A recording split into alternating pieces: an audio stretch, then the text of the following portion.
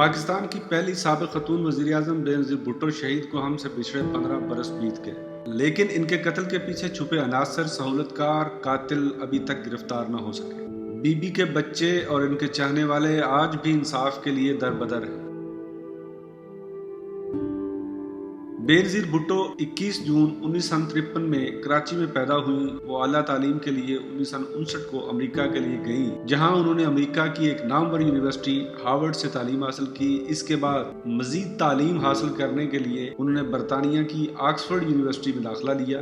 اپنے والد ذوالفقار علی بھٹو کی حکومت کے خاتمے کے بعد 1977 کو ملک میں واپس آئیں۔ اس دوران بینظیر بھٹو کو بار بار جیل کی سلاخوں کے پیچھے قید کیا گیا۔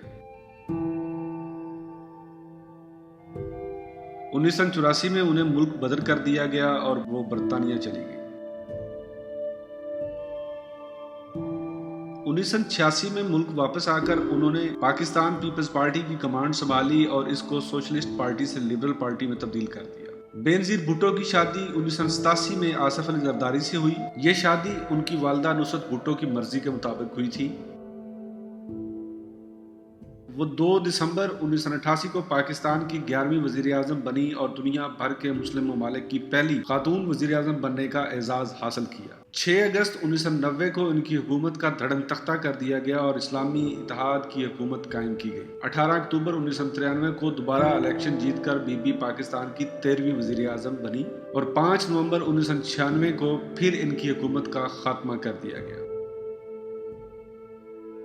1997 کا الیکشن ہارنے کے بعد وہ ملک سے باہر چلی گئیں اور دبئی اور برطانیہ میں قیام کیا۔ جنرل پرویز مشرف کے مارشل لا کے بعد بینظیر بھٹو پر بدعنوانی کے مقدمات بھی چلے اور سوئٹزرلینڈ کی عدالت میں بدعنوانی کے مقدمات میں انکوائریاں بھی بھگتیں۔ 2003 میں ان انکوائریوں سے بری ہونے کے بعد امریکہ نے بی بی اور پرویز مشرف کے درمیان مذاکرات کروائے، جس کے نتیجے میں 2007 میں بینظیر بھٹو ملک واپس آئیں اور 2008 کے انتخابات میں حصہ لیا۔ 27 دسمبر 2007 کو راولپنڈی میں ایک سیاسی ریلی کے دوران بی بی کو گولی مار کر شہید کر دیا گیا اور بینظیر بھٹو کو ان کے آبائی شہر گڑھی خدا بخش میں سپرد خاک کیا گیا۔ بینظیر بھٹو کی وفات کے بعد پاکستان پیپلز پارٹی نے 2008 کا الیکشن جیت کر ملک میں اپنی حکومت بنائی، لیکن ان کے قاتلوں کو سزا تک نہ دلوائی جا سکی۔ جبکہ بینظیر بھٹو کے قتل کے بعد دہشت گرد جماعت القاعدہ نے ان کے قتل کی ذمہ داری قبول کی تھی اور پاکستان کی انٹیلیجنس ایجنسیز کے مطابق کالعدم تحریک طالبان پاکستان بھی بینظیر بھٹو کے قتل میں ملوث تھی، لیکن آج تک بینظیر بھٹو کو انصاف نہیں مل سکا۔